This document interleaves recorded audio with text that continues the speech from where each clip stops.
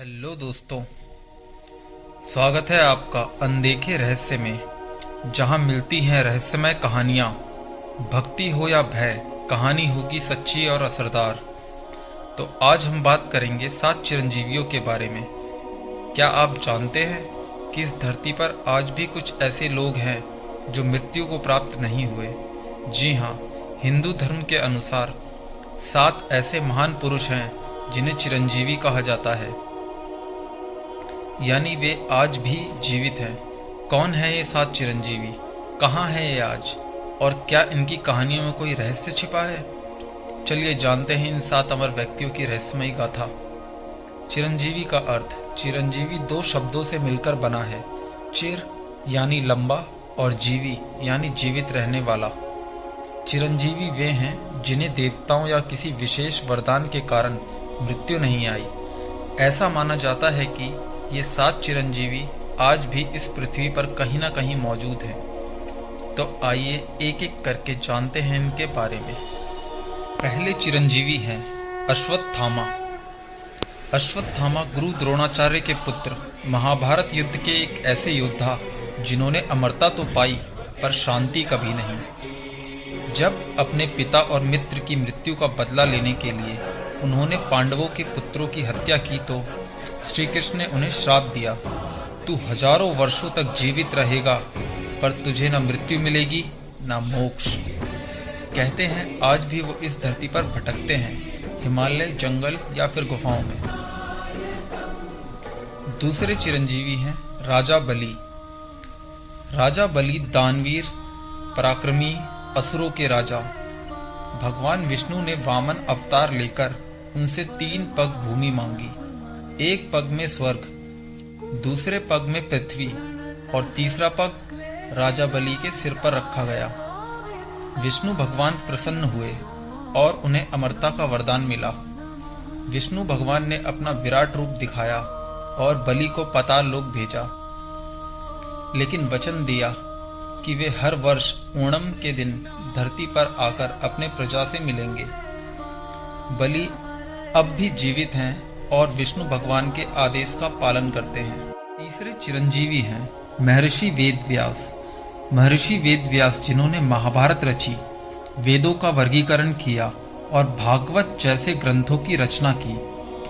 महर्षि वेदव्यास एक दिव्य मुनि हैं जिनकी विद्या और ज्ञान आज भी अमूल्य है।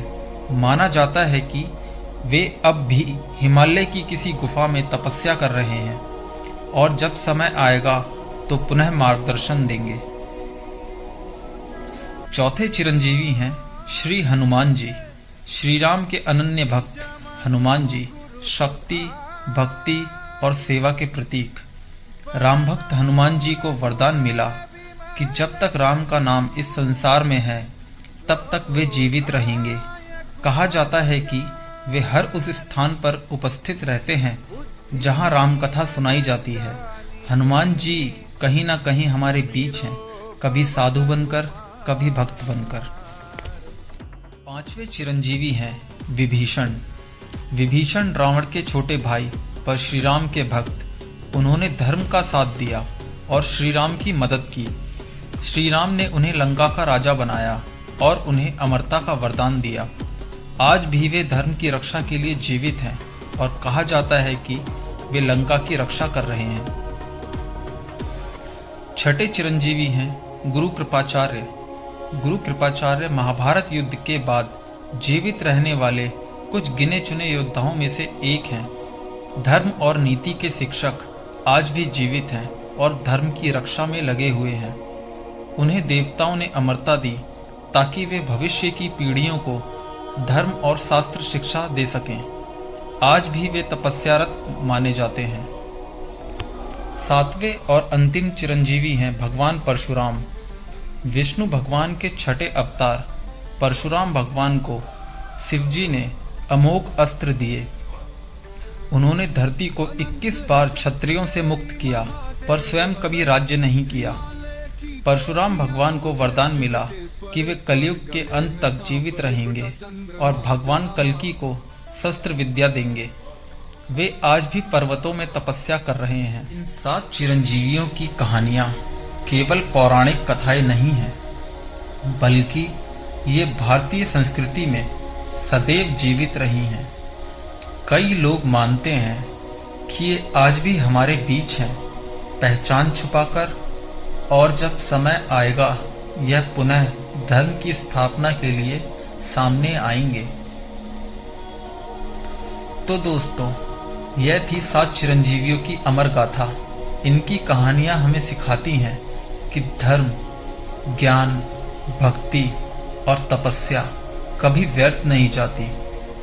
जब भी धरती पर संकट आएगा, ये अमर पुरुष कहीं ना कहीं से प्रकट होंगे।